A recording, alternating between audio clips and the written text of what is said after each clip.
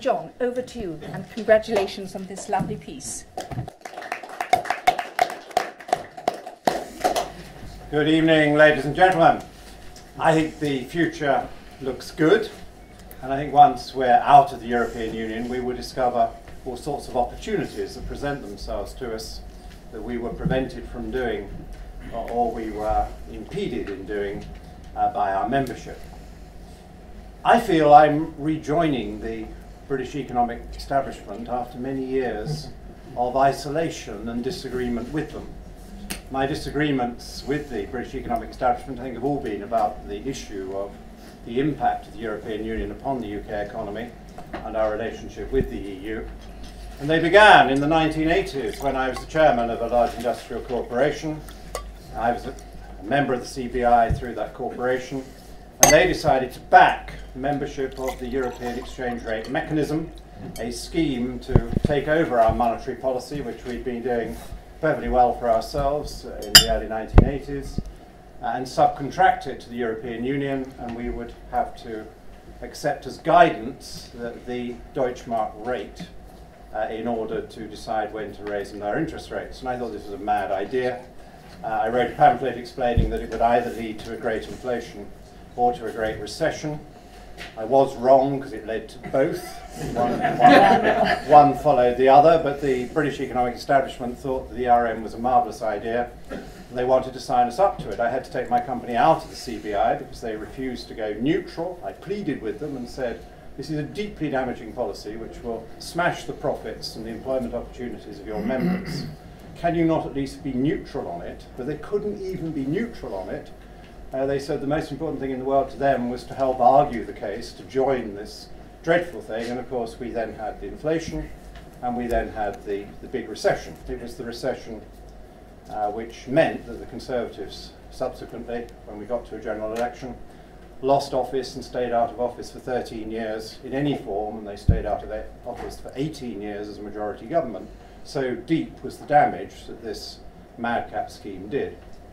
My next set of arguments with the British economic establishment were over the euro, and in the 1990s I found I had to represent all the arguments that I thought had been convincingly won over the exchange rate mechanism about why if we joined the euro we would either have a big inflation or a big recession. Indeed, I got a bit wiser. I predicted we would have both if we joined the euro, and that was exactly what Ireland got, and that was exactly what Spain got. They got a huge inflation, everything looked fine for the first few years of the membership, and then they got a catastrophic recession, asset deflation, mass unemployment, bankruptcies on a big scale, huge fall in property prices, lots of empty properties, and then they had to start bulldozing the properties they'd just built. So bad was the euro scheme to anything other than the German core, which could meet the requirements of the scheme. And there I had a few more friends and allies. I wasn't completely on my own, although most of the economists and most of the government establishment wanted to join the euro. But fortunately, I had one ally that was more important than anything else, and that was the British people. And they, by 80 to 20, kept telling the pollsters that they did not wish to sacrifice the pound and join the euro, how wise they were much wiser than their economists, and the Labour government accepted that wisdom. Having promised a referendum, they knew that holding one would not be a good idea. Subsequent prime ministers haven't quite understood how damaging referenda can be if you take the wrong view on subjects, with the results we've recently seen in the United Kingdom, and we may be about to see in Italy this weekend. So that was my second set of battles. I'm very pleased that British people chose the right course. And then the third set of battles were over the creation and the response to the great banking crash and the related euro crash of the end of the last decade and the beginning of this decade. And I, with many others, was very critical of the lax monetary policy being followed in the period 2005 to 2008. All the opposition parties spotted that one. Quite a lot of the experts spotted that one, but the banking regulators of the day on both sides of the Atlantic and in the ECB and the related bodies in the member states of the euro area allowed this massive laxity of monetary policy. A pretty big mistake, but it could have been handled better.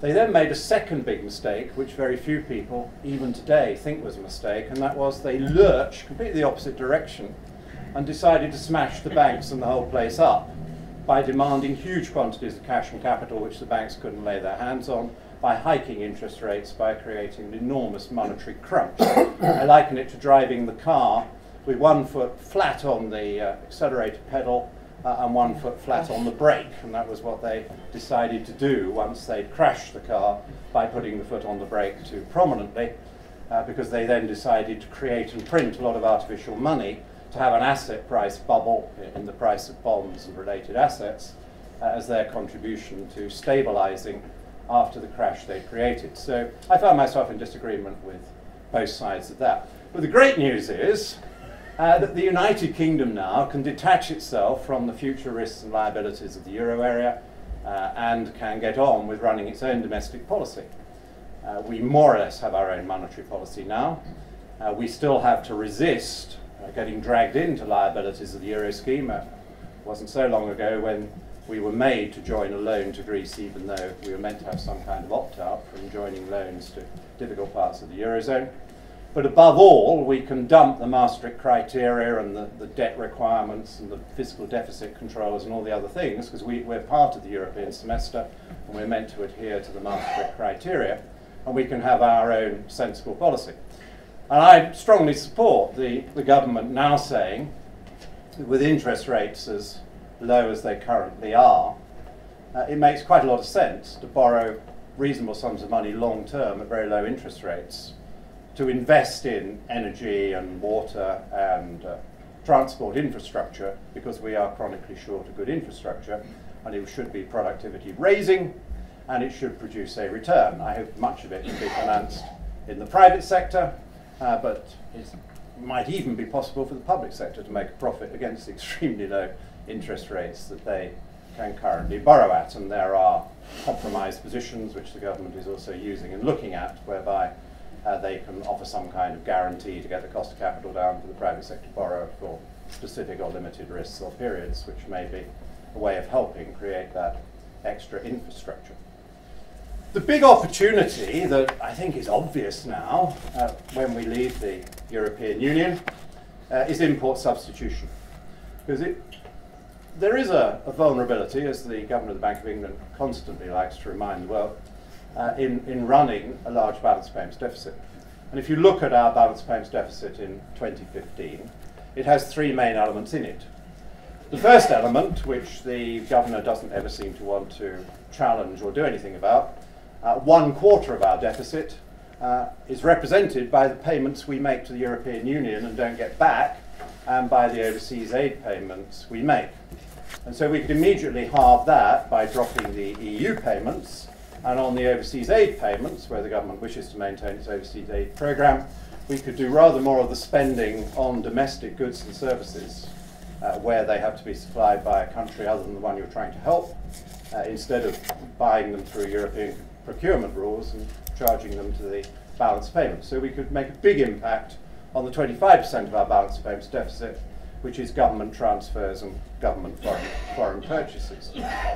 The second big element, some 36%, is the adverse balance we now run on dividends and interests paid to our savers who've got foreign holdings compared with the payments we have to make to foreign owners of assets and loans in the United Kingdom.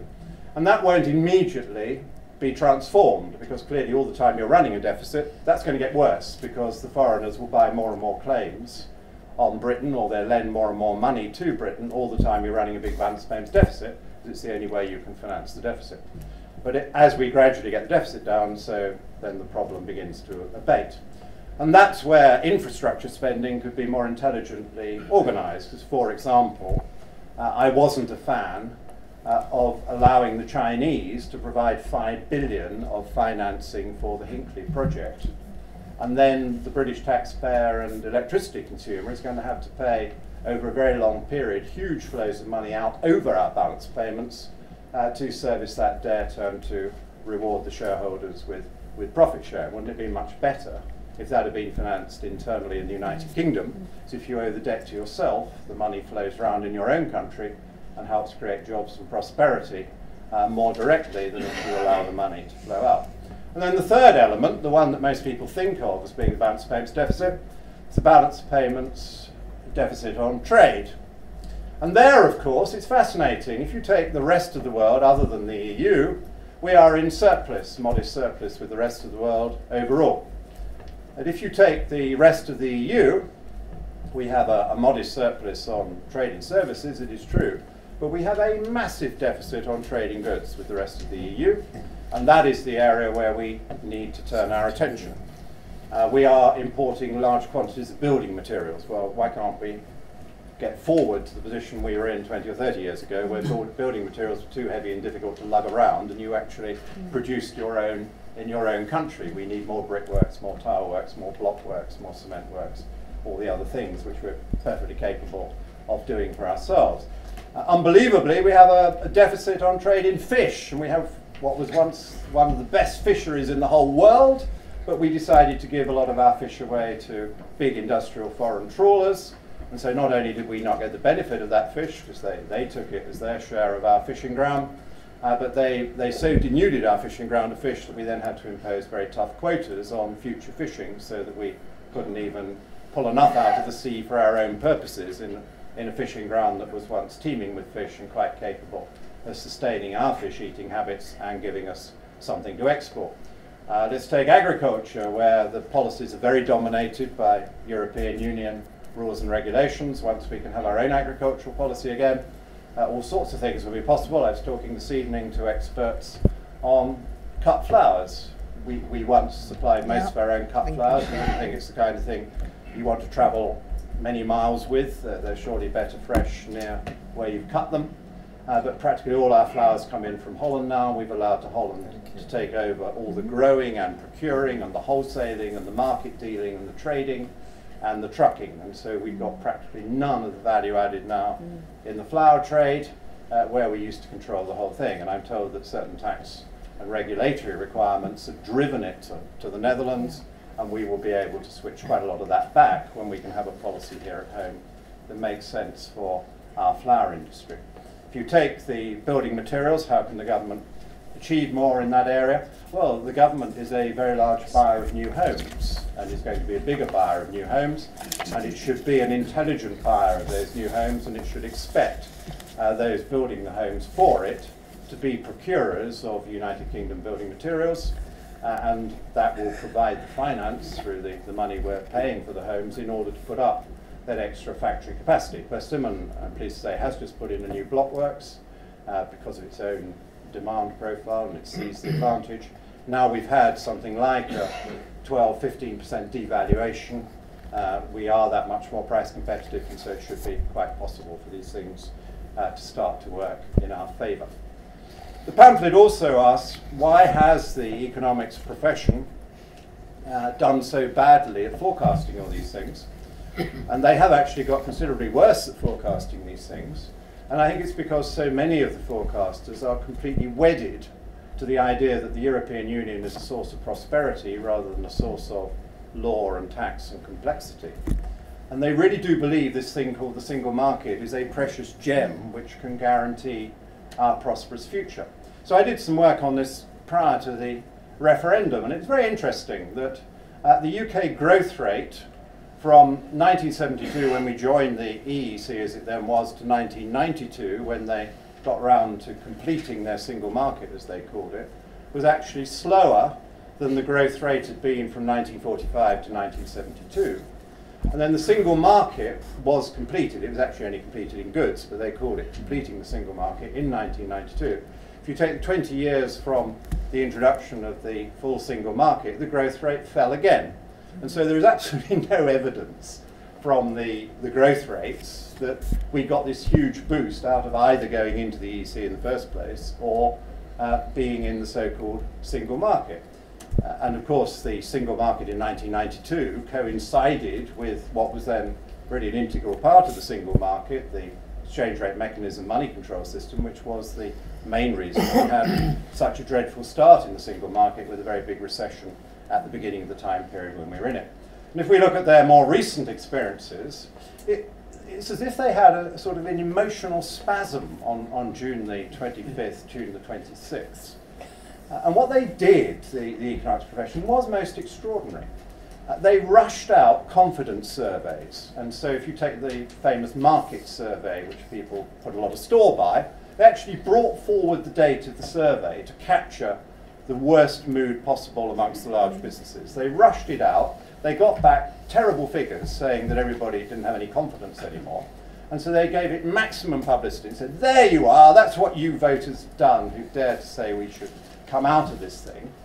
And they put out a press release saying in terms there would be a recession. They said, we've never seen such a sharp deterioration in confidence figures. This means that the economy is now going to fall 0.4% in the next quarter because of what's happened to these surveys. And of course they should have waited. Because what the British consumer said was, oh, we like this, we're going to go out and spend. And so instead of consumer confidence collapsing, they went to the shops and they bought a lot of extra goods. And then because the consumer went to the shops, even the most reluctant businesses had to say, well, actually, you know, I don't like this myself, but this isn't nearly as bad as I thought it was going to be. I need to put some goods out there in the shops because people are buying. So as of October, the last figures we've got, retail sales volume for the year since the previous October is up 7.4%. Volume up 7.4%. And GDP growth continued at about the same level it was at prior to the vote. And they've all now had to revise their forecasts up. They crashed their forecast for this year to about 1.5, and most of that was in the bag from the first 2 quarters. And they've now had to put it up to 2.1, 2.2, because that's what it's now looking like. I was one of the few that said nothing has happened, it's going to be fine, we're still going to have 2% growth. And now we're having a row over 2017. And they smashed their forecast for 2017. The average forecast at the beginning of August, according to the Bank of England, was 0.5% growth for next year. How on earth can it be as little as 0.5% growth when you see money growth, credit growth, housing demand up, property prices good, consumer confidence pretty good? But that was what they came out with. They've now edged up to about 1%. Pleased to say the Bank and the Treasury are now high field. They're at 1.4, 1.5. I'm sticking with my 2+, and I feel I'm going to have the better of that argument as well. We must get over these emotional tantrums and have evidence-based forecasts and predictions, and then we can help build the confidence in the country rather than some people seeking to undermine it. There's every reason to be confident. We are much more competitive. We have good consumer confidence. We can make more of the things we need for ourselves. We can change the rules, have a better background for business. There is every reason why we can have Britain open for business, every reason why we can negotiate a lot of better trade deals with the rest of the world who are already queuing up to do so, every reason to suppose that freed of the shackles of European Union policy, the British economy will at last be free to grow faster and to make us more prosperous. Well done.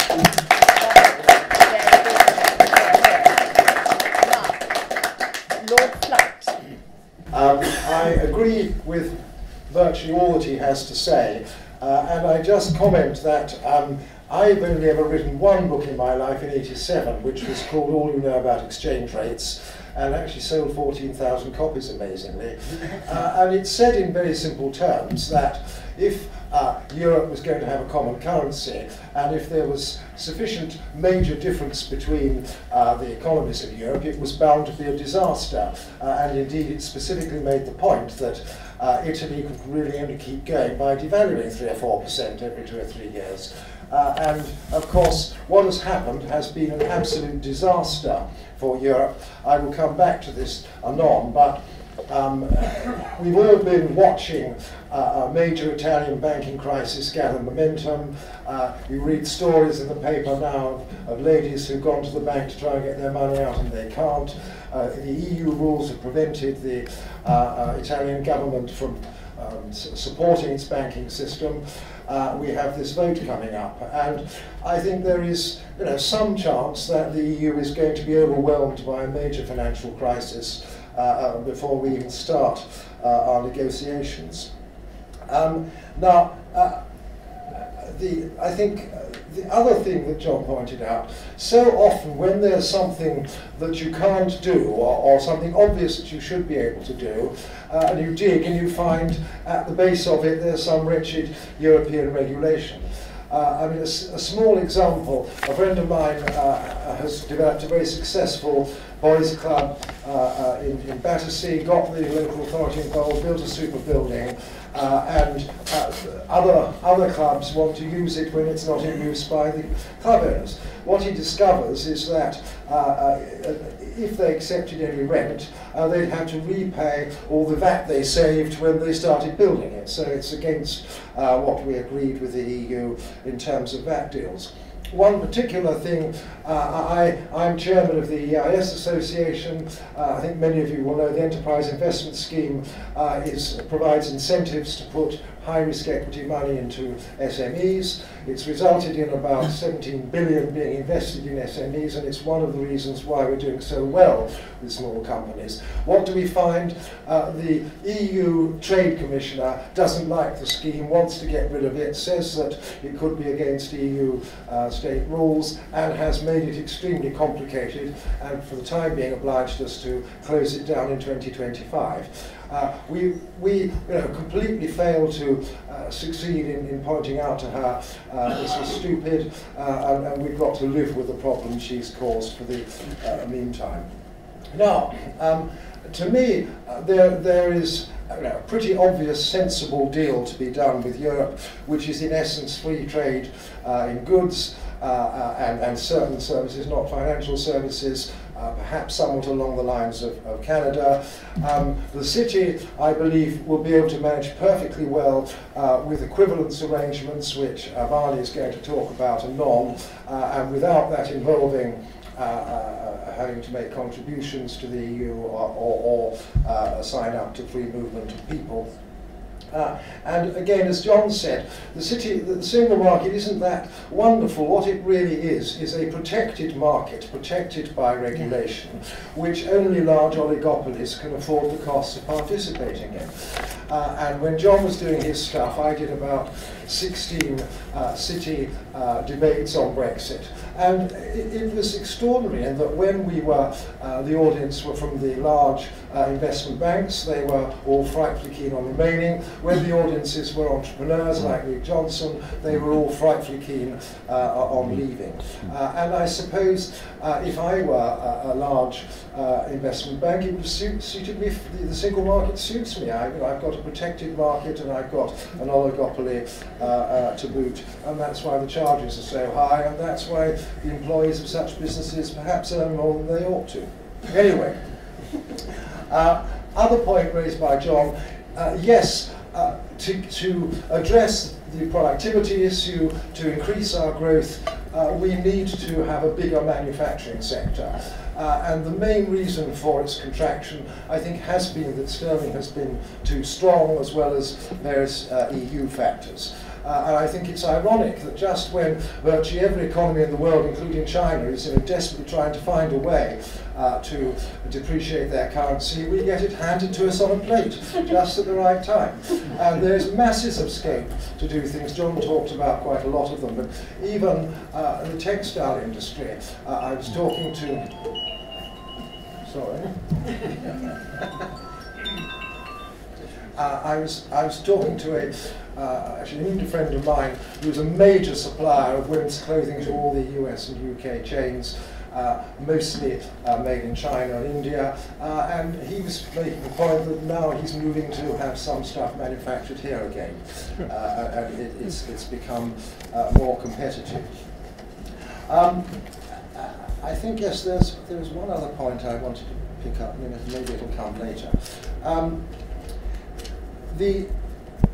There is, I believe, a huge political need for a much more effective charm offensive with the USA.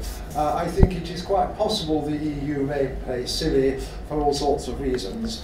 But I would see America determined to support us, the working out of free trade deals with America ready to implement post-Brexit, and candidly, America telling the EU where to get off in terms of NATO.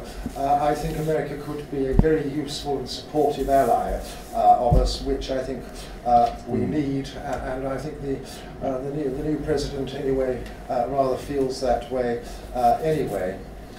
So I think that is quite important in terms of the politics of things. Now, we need to have a default option, and everyone says, oh, well, the default option is WTO trade rules. I'm concerned that I haven't really seen an adequate legal analysis. I've had keen Remainer lawyers try to frighten me and say, we're not really members of the WTO and we have to have them all vote for it, and if you went WTO route you would have to pay the WTO tariffs on everything we import, but we couldn't charge any on our exports. And I hope the government is working on an appropriate default option.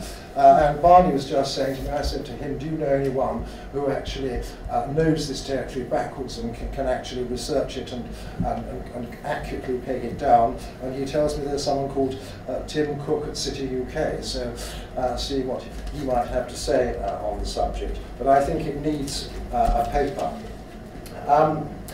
I've said to myself, could I live with the EEA route, at least on a temporary basis? And some of my friends, with the best will, are sort of saying perhaps we should do that for a little while and then change.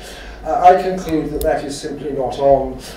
We would not be leaving the EU. We would be stuck with the migration-free movement. We would be contributing to the EU budget, and we would lose sovereignty in our own, particularly in our own financial services legislation. So I think it is simply something which isn't on, and the sooner sensible people realise that's the case, the better. Now, I think it may be a good thing that Michel Barnier is heading the negotiations. First of all, he does understand the financial services industry, and secondly, he does understand the importance of London to the EU economy. And it seems to me he might seek to hitch up with Fillon, who's like to be the next president, who's a great free trader and Thatcherite. And we might, to our surprise, find that Barnier turns into something of an ally. But again, the politics of what's going on is something that we need to keep a close eye on. But just dealing for a second with the financial services industry, and Barney is going to, I think, say more of it, but under MiFID II, the equivalence regime comes into full life in 1918, and although it's not completely like black and white, but it is quite clear that we could continue to do quite a lot of financial services business under the equivalence regime. And secondly, the US is not a member of the EU, but it comes and does lots of business with London, with an EU member. So why can't the UK, as a non-EU member, do business with EU countries?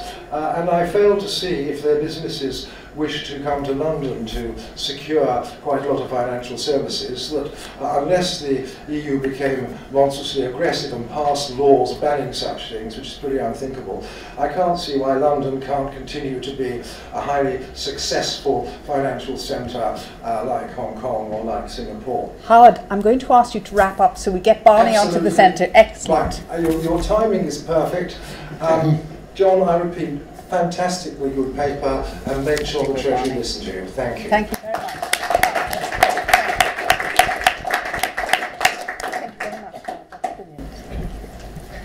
So, congratulations, John, on your excellent paper and uplifting analysis. I was going to say a few words about the city of financial markets. Of course, we are host to a global financial centre, global financial market in London. There are a lot of very sophisticated people operating in that market, there are a lot of great jobs, and I think that's something to be prized and we should strive to continue and enhance. The city's not done so badly out of Europe, in fact. The city has managed to negotiate itself with help from politicians here for some very technical but quite valuable rights in terms of trading arrangements with Europe, which are part of the expansion behind the electrical city over recent years. So I don't think we should sort of write that down too much. And that sort of delivered the sort of passport panoply where you can get licensed here and operate across Europe under the regulatory framework without being regulated again in each country under a single license under the UK oversight and UK rules. But it's come at an ever-increasing price, it's fair to say, because those rules are written in Europe. They've been heavily influenced by people here. A lot of the originating concepts have come from people here. But they've been added to through massive sort of procedural and process-driven requirements, which are pretty heavy and have provided a big dampener on business. And I think after the credit crunch, I completely agree with John, there's been an overreaction of regulation. The US is now revisiting that. We'll see what the new administration does, but Henseling with the Financial Choice Act, the Republican group in Congress, has produced in the Financial Services Committee a very interesting analysis of where they think things have gone too far. I think it's intriguing and reflects, I think, the fact that in the more developed sort of areas of the financial markets, people are looking again at whether in fact this has been done properly. UK ideas were used in Europe, but they were embellished and added to. Huge amounts of process was added, partly because member states don't trust each other, partly because of that sort of Cartesian way of drafting. Partly also it's filled in by the purposive method of interpretation in civil law systems, where you don't just look at the words on the page and what they mean. You have to discern the purpose of the legislator or the rulemaker and import that into your understanding of what's there. So you've got a sort of blanket of rules, and then you pour water on the blanket. It becomes a wet blanket. You fill in all the air pockets. Whereas in the UK and the common law system in the UK and US, which is really the driver behind part of the driver behind the success of the financial markets, because if you consider it, the 4 main financial centres in the world all use the common law, where the words on the page mean what they say, and if the legislator forgot to put something in, that's too bad. They have to come back and they re-legislate. That's not the case in the civil law system, and that's been an unhappy juxtaposition of EU law and regulation with the city, which is getting worse. So there's a big opportunity here.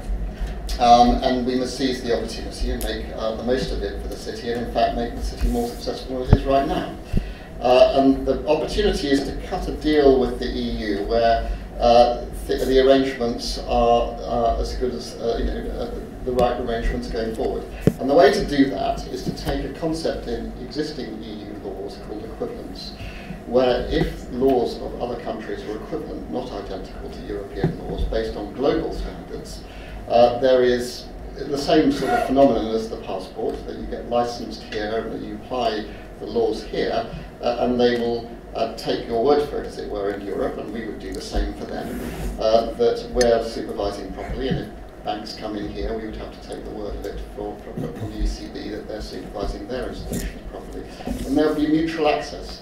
And this concept, notably, does not import any of the political issues that are so difficult for this country to sign up to in light of the vote, and that would be the supranational bodies, EU lawmaking, sort of freedom of movement and so on. So the basis of a very good arrangement is there. There are some gaps. It would be good to fill those in, and it would be good also to package that with a bilateral sort of procedural deal, providing for notice periods, some committee where the two sides, the UK and EU, would work together on new initiatives, and there'd be some adjudication mechanism and so on. Why do I think that's doable? Well, I mean, that's obviously a big give up for the EU from where they are now. At the moment, they're legislating effectively for the city. Now, they've done more or less what the city's wanted so far, but not entirely, and there has been an ever-increasing price to it, as I say, and it's getting worse all the time, particularly with the onset of the Eurozone and the integration happening around that. Why will they give up this situation and end up entering into much more of a sovereign-to-sovereign relationship with the city, working together where the city effectively has, or the UK has a veto? The answer is because the alternative for them, I think, is much worse, which is they have no role in relation to this financial centre, the second, one of the top two financial centres in the world, no real role in rule-making in relation to the European financial markets, the financial centre in their time zone. The alternative is we do something far more radical, and we revisit our rules much more radically, move to better regulation, focusing on outcomes, stripping away all this nonsense process, moving much more to a common law-based way of thinking. And if we do that, I think the city will be far, far more competitive. We need to evaluate the two models against each other ourselves in order to determine which one we want. I think probably institutions would like the equivalence-based model, the continuance of the status quo for all sorts of reasons, but not at any price. So there's a difficult negotiation to be had, and an awful lot of effort needs to be put into it, in particular in demonstrating to European corporates, customers and counterparties, the massive additional costs of financial services and products that would arise if they become protectionist and impose barriers and don't do a good deal with the UK for this. There's more for them to lose, but that's where the city now, my colleagues and others, need to focus our analysis in demonstrating the cost to the EU in that, and therefore their interest in coming to that deal. And I'm pretty optimistic that we'll strike that deal, but even if not, we need to have a fallback position that is very attractive for everyone here, so that it's a heads we win, tails we win position for both the UK and also, more importantly in this context, for the international global financial institutions based in the UK who want to know that they're being sort of helped and that they have a government that's on their side. I believe it is, but we obviously need to demonstrate that, and there's some work to be done in order to do that. Thank you very much. Ladies and gentlemen, you've been a terrific audience, but I think you'd agree that you've heard a terrific discussion tonight from John Redwood, Barnabas, Reynolds and Howard Flight. And we've heard tonight really a discussion of the vote on the 23rd of June has opened an opportunity. It is opportunity knocks for Britain. In the economy, John has outlined where the domestic economy can change course as a result of this great vote. And of course, the big question is trade, because we will be leaving, as our speakers suggest, the single market. And the next step is to organise Britain's trade for the future in a very positive way. I think all speakers agree that one can continue to offer and hope that the European Union, in its part of the bargain, will go for free trade.